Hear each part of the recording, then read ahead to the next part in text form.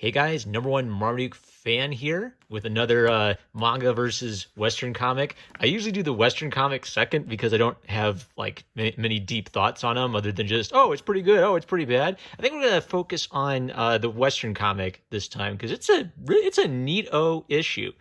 Batman Detective Comics number 1028. The title of the story is New Blood, written by Peter Tomasi and art by Nicola Scott.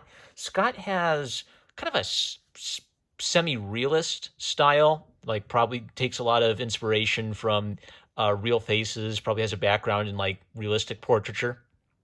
Does some nice stuff like, add some extra line weight to figures in the foreground to pop them forward a little bit. So it's really kind of a nice, almost European influence in his style, and he does well for Batman. So like the number one thing for Batman is the city has to look cool, Batman has to look cool, and especially if you're doing like a gritty crime story, you got to catch that feel of like an old noirish detective story. So what's neat about New Blood is this is Batman, I think, in his best element, which is hunting down murderers and vigilantes using a combination of cool technology and sort of like somewhat real to life detective skills and deductions. So there's also some neat things where they kind of hint at things going on in the Batman universe, which I haven't been keeping up with, but make this just a perfectly excellent standalone detective story. So Batman's investigating this string of deaths involving dirty cops, and he has some like super hearing aids to help him pick up. He knows that if he goes to the funeral, someone who knew something about this dirty cop might out themselves at the funeral. So he's being a little ruthless in his war on crime. And there's some neat stuff like Harvey Bullock has become Commissioner Bullock, which is a great progression for his character. If Jim Gordon were ever to retire, for Harvey to Bullock to fill in that role. There's some neat stuff where Bullock never liked Batman as much. So there's like a great scene where Bullock says, "How come this guy's on my crime scene?" He says, "Well, he asked politely, sir." And it's just it's really simple. Like you get the feeling that this masked cop killer guy has some sort of secret vendetta. Batman puts the pieces together and brings the vigilante to justice, and it's just a good point of underscoring what Batman has become. Like old 1940s Batman would kill criminals, but kind of new Batman, his no-kill rule is something that he needs actually to be a more moral person than just the random guy who decides to just start murdering everybody. It's the classic theme of vengeance versus justice. So Batman reveals that he actually was investigating the death of this guy's father, which is what motivated him to to start murdering everybody. And the father's name is cleared because Batman cares about justice, but the son who was avenging his father goes to prison. So it's just classic, really good old classic Batman investigating and doing analytics on forensic evidence and all that great stuff. I really dug it. Now let's take a look at Anonymous Noise Volume 17, the penultimate volume. Ryoko Fukuyama is wrapping up her story, and she kind of used this volume to sort of look back and say, this is a story about dumb teenagers who do dumb things. She's now kind of like looking back and saying, look, they're not as dumb as they used to be. They're not as teenagery as they used to be. She realizes her story's coming to an end, so she kind of wants to remind you of what has happened for her characters as a result of all of their experiences. So in No Hurry to Shout, the teen band is going to go on hiatus so that Yuzu can deal with some like personal family problems. So they give their last performance, and it's an excellent performance, and the quality of it kind of strikes Momo, who has always seen Alice as being like way too far behind him. He's always sort of perceived Alice as a little kid, not a woman. And now basically Alice has come into her own as a real legitimate talent. And this kind of shames Momo because he was in love with her. He was kind of ashamed of himself and running away from her. He became a professional musician while she was still young and stupid and trying to work everything out. So it's sort of like now he's finally seeing her as an adult woman. Kuro, who used to be simping for his brother's wife and trying to like contain those feelings. He's now in love with a girl his age, a freshman girl, Anne, who's kind of like a cute tomboy, super tall girl. And he talks with Mio, who, like Kuro, has had the experience of simping after someone for years and years and never feeling like that unrequited love was ever going to go everywhere. So Miyu admits that now that I'm with Haruyoshi, I think I love Haruyoshi more than I ever loved Yuzu. So actually, if you get past like the teenage infatuation phase, some people say, "Oh, it's never quite like that again," which is true. You're never like a stupid teenager again, but you can love someone more deeply than just like the teenage infatuation or the teenage crush, which is what's happening for Miyu and Haruyoshi. And that's what basically the advice she's giving him is it's better if you love someone who you can actually have rather than just pining for someone who you can never have. And then Miyu gets flustered, of course, and tells him, never ever tell Haruyoshi that I told you that.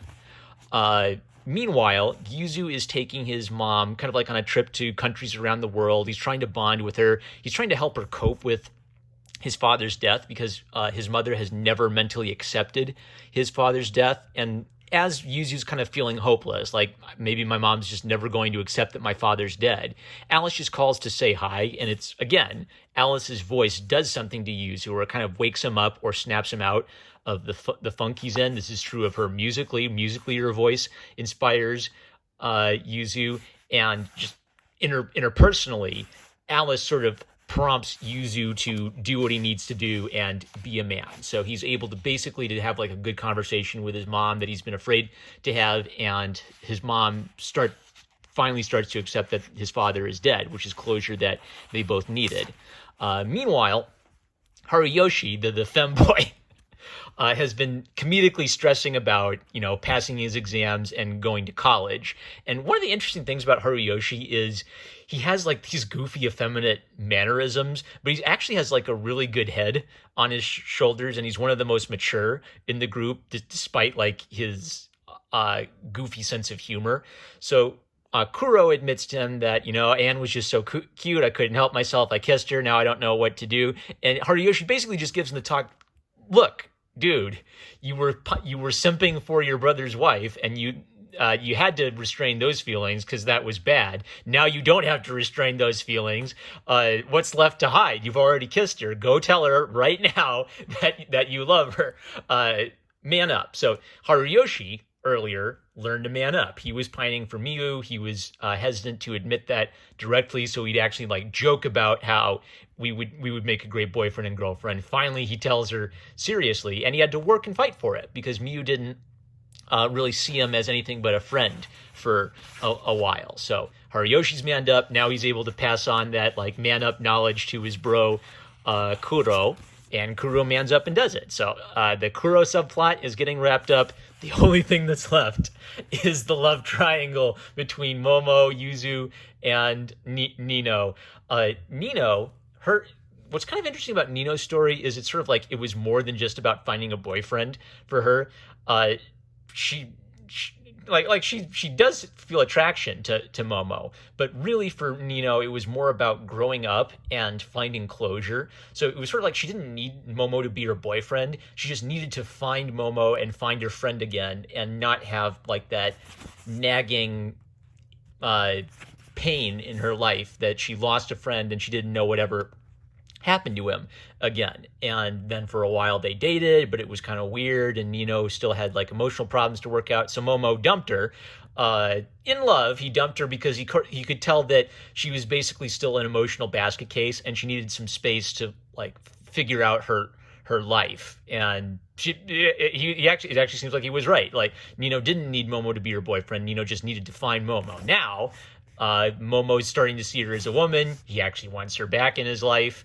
And they work together on a song, and he's just struck by how very professional Nino is. And she has a moment where she cries and says, this was something I was hoping for the whole time, that we would get to sing again. So she wasn't chasing Momo to make Momo her boyfriend. She was chasing Momo because she lost a very important friend in her life. And Momo kind of reflects that, while we were having our weird dating period, I would kiss her, but I would never hug her. It was like there was still something awkward between them, keeping them apart, even when they were technically dating. And at this kind of like critical moment, Momo realizes he does want her, and he hugs her, which was the thing that he was afraid to do before, even when they were dating and he was kissing her. So symbolically, that means that the barrier between them is gone, and they're actually able to get close.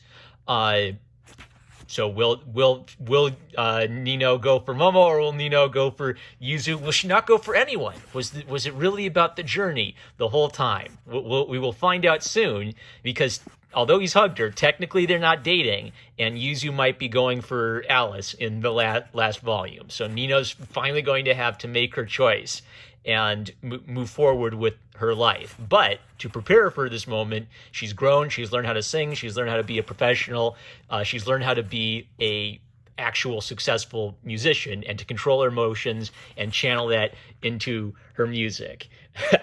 All right, I think that's it. But it's a great series. You should check it out. I will reserve my final comments for when I read the final volume on the Detective Comics 1028. Fantastic single issue of Batman. Go check it out. I'm #1 Marmaduke fan. I love you guys. Catch you later.